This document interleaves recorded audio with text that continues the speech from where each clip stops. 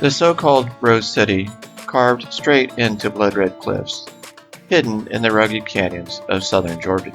The mainstream calls it a Nabatean trading hub, a tomb-ridden city of spice merchants who happen to master hydraulics, monumental architecture, and multi-story stone carving in their spare time.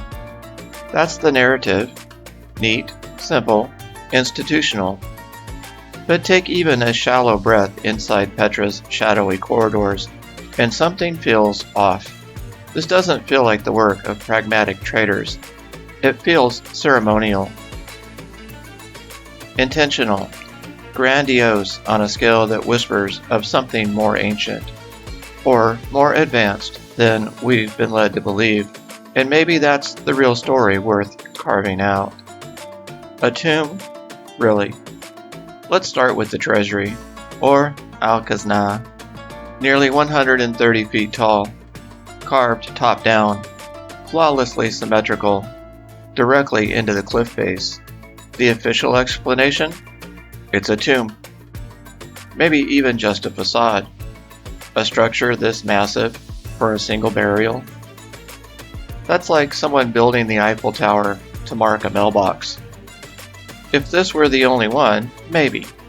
But Petra has hundreds of these cut rock monuments, tombs, temples, dwellings.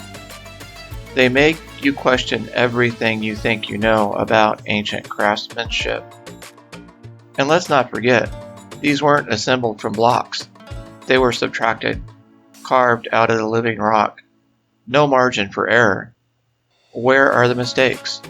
The false starts? The collapsed attempts? Because if the Nabateans were just learning, where's the evidence of the learning curve? Let's talk tools. According to the academic line, these structures were cut using bronze or iron chisels, and possibly sand. But Petra isn't made entirely of soft sandstone. There are veins of quartzite and compacted sandstone, so tough they dull modern steel.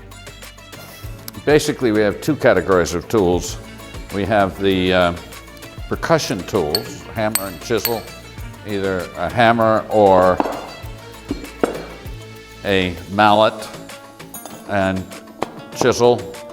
And then the second category is abrasive tools, starting out with a rasp and then moving into abrasions of abrasive stones of different sorts.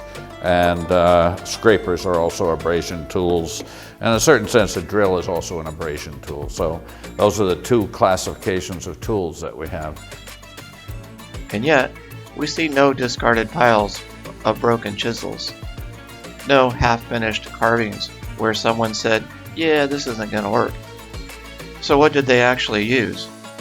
Stone Age tools leave Stone Age signatures. Petra doesn't look Stone Age. It barely looks medieval. It looks, in some places, surgical. If you saw a building like this without context, would you really guess it came from a nomadic tribe with no written engineering tradition? Or would you wonder if maybe, just maybe, the Nabateans inherited something much older?